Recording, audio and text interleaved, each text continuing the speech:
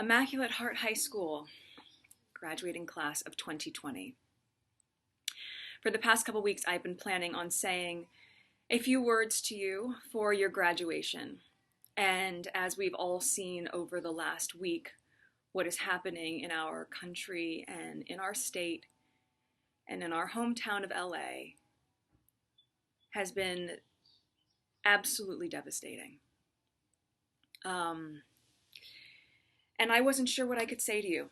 I wanted to say the right thing, and I was really nervous that I wouldn't, or that it would get picked apart. And I realized the only wrong thing to say is to say nothing.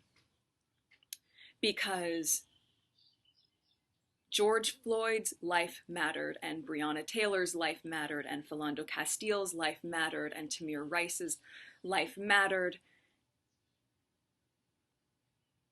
And so did so many other people whose names we know and whose names we do not know. Stephon Clark, his life mattered.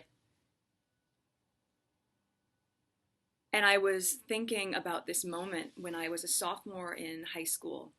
I was 15, and as you know, sophomore year is the year that we do volunteer work, which is a prerequisite for graduating. And I remember my teacher at the time, one of my teachers, Miss Palia, said to me before I was leaving for a day of volunteering, always remember to put others' needs above your own fears. And that has stuck with me through my entire life, and I have thought about it more in the last week than ever before. So the first thing I want to say to you is that I'm sorry. I am so sorry that you have to grow up in a world where this is still present. I was 11 or 12 years old when I was just about to start Immaculate Heart Middle School in the fall, and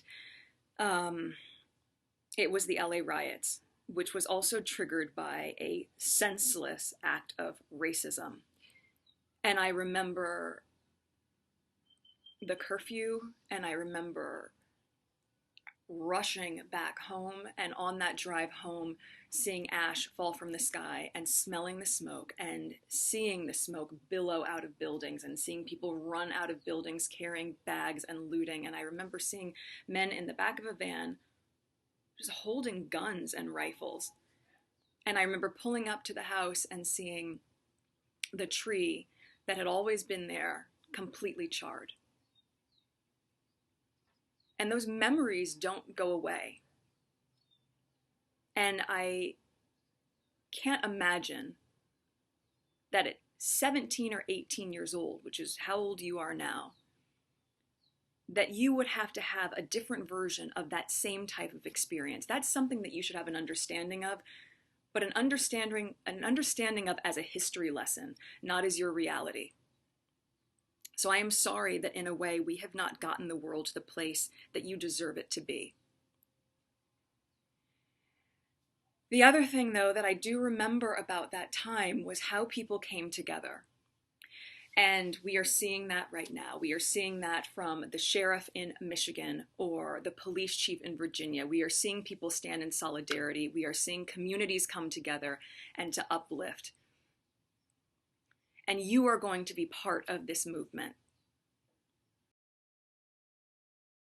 Hey, NBC News fans, thanks for checking out our YouTube channel. Subscribe by clicking on that button down here, and click on any of the videos over here to watch the latest interviews, show highlights, and digital exclusives. Thanks for watching.